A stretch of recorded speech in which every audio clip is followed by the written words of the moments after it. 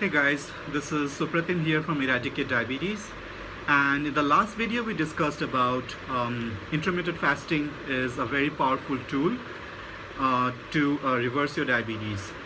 So before we go into the art and science of fasting, yeah, there is art and there is science of fasting, I would like to speak a little bit about the myths that surround intermittent fasting.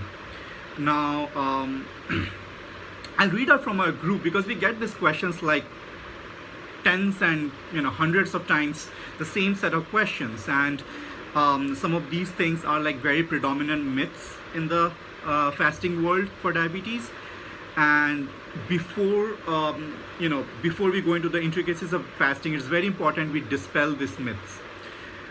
Myth number one is intermittent fasting basically slows down your metabolism because you're eating less, right? That's not true. In fact, it's the reverse. And intermittent fasting has been shown to increase the metabolic rate, not decrease. Now, there is something called as TEF, which is the thermic effect of food, and that is directly linked to metabolism. So what happens is metabolism is a factor of total calories and not how many meals you eat. So if your total calories, irrespective of you fast or you don't, is at 3000 calories, the 10% is the TEF, and that's what will be your metabolic rate. So it really doesn't matter how many meals you eat. It more depends on your total calories. So eating frequently boosts your metabolism is a myth that needs to die. The second one that we get in our group is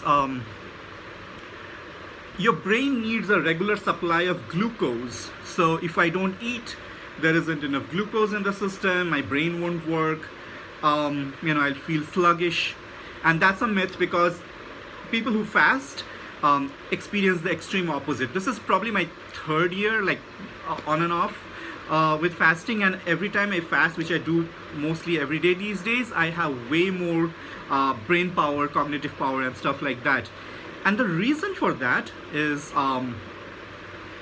when your body or your mind doesn't have glucose coming from food, it can easily create glucose using a process called as glucogenesis. And gluconeogenesis is a process where the body is able to produce its own glucose, and even then the mind doesn't need that much amount of glucose. Your brain or your mind can function on ketones. So typically, depending on the person and his dietary habits, a person can go into ketosis within say 24 hours to 36 hours. So sometimes some people take 48 hours if they are on extreme high carbohydrate diet before fasting.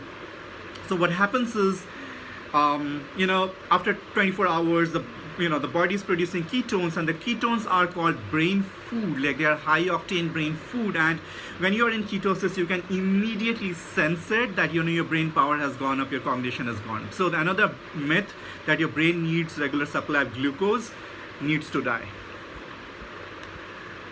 The one that is more circulated in our groups is around fasting is making me fasting will make me lose muscle.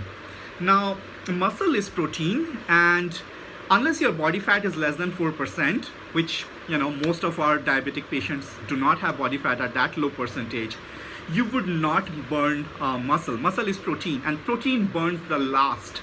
Your first burn is basically your glucose, which is coming from your carbohydrate food. The second burn comes from your fat. We all have an abundance of it. And then the last thing that burns is muscle. And the muscle, doesn't burn unless your body fat is less than 4%. So if your body fat is more than that, don't worry about it. You will not be burning muscle at all. There are studies that have shown the muscle has, you have actually gained muscle. Especially if you have done exercises, weightlifting exercises during your fasting duration, you will gain muscle.